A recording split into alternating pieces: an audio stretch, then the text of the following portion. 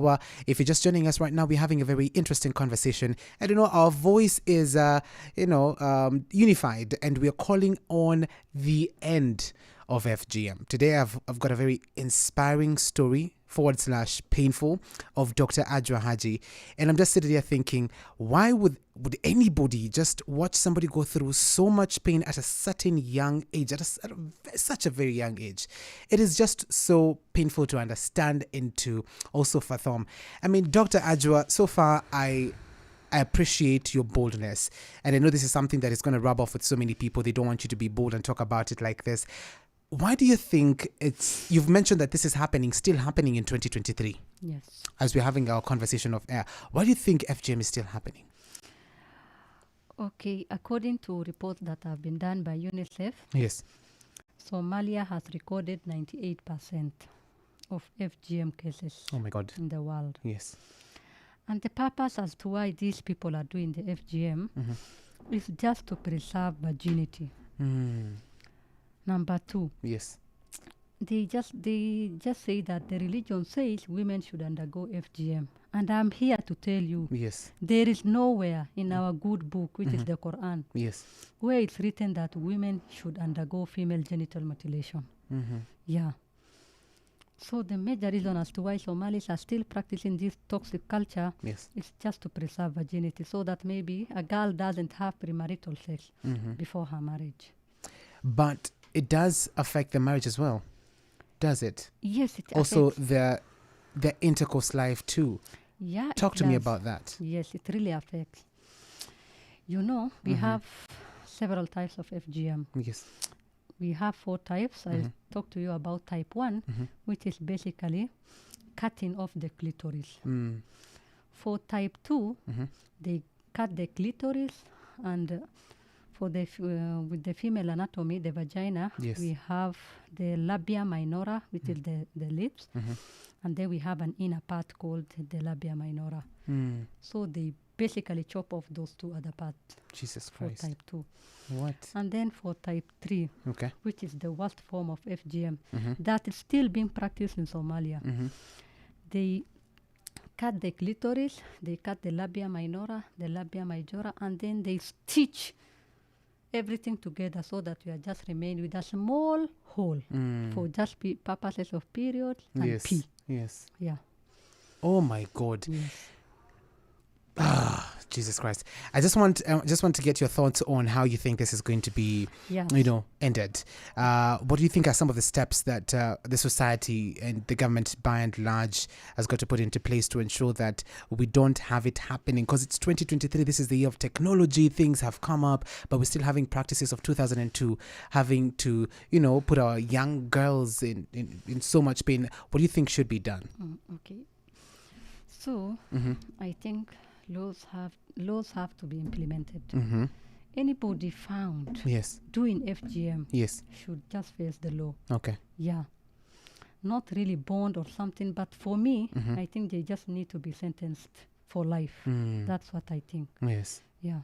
Okay. Yeah, there is a question of yours I have not answered about sex life for the women. Yes. So if your clitoris is cut, no sensation at all, you are not going to enjoy sex. And marriage is all about maybe enjoying sex and having children. Right. For 90% of the Somali women, it's just to bear kids. Just the latter. Yeah, that is it. Because if you don't have the clitoris in place, that means your sex life is gone. And it's so wrong. It's so wrong. It's so wrong.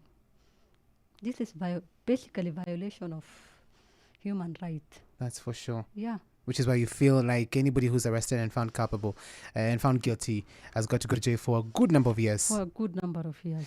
Now, the society. What do you think we need to do to the society? Because this is a mindset. Yeah. This is a belief. This is a belief. How can we turn around that? How can we turn that around and make sure we have the right mindset so we can be able to end this toxic trait?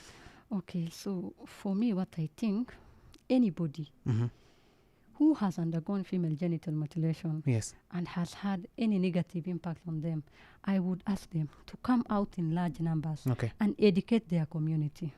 Because if I educate my community, you educate my community, the other person does the same. that's basically it. Right. Yeah. How about the government? The government, like we have bodies like UNICEF in place. Yes. We don't have maybe, in Kenya, we don't have maybe a body set to fight against FGM and Right. maybe gender-based violence. Right. But I would wish if maybe you could come up with a very strict body that intervenes in this matter. That's for sure. Yeah.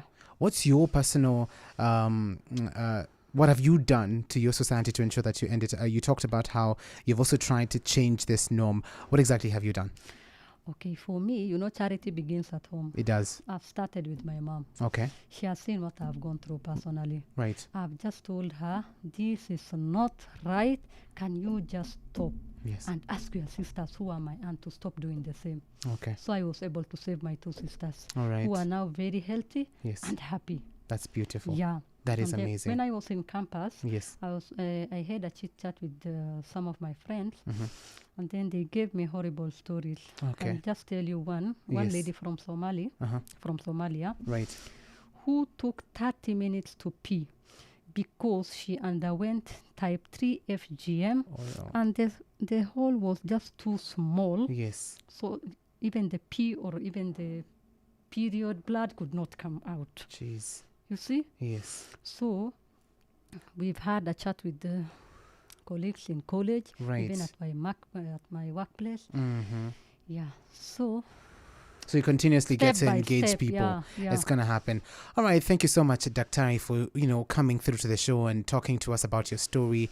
And I wish you the very best of luck. How can we help you? Do you have social media where we can also channel contributions towards, facilitating end of this? How exactly do you want us to help you, our listeners who are listening to us right now? Because I'm seeing people who are just, checking in and they're like, this is a very tough one to have. This is a very tough conversation. How can we help you?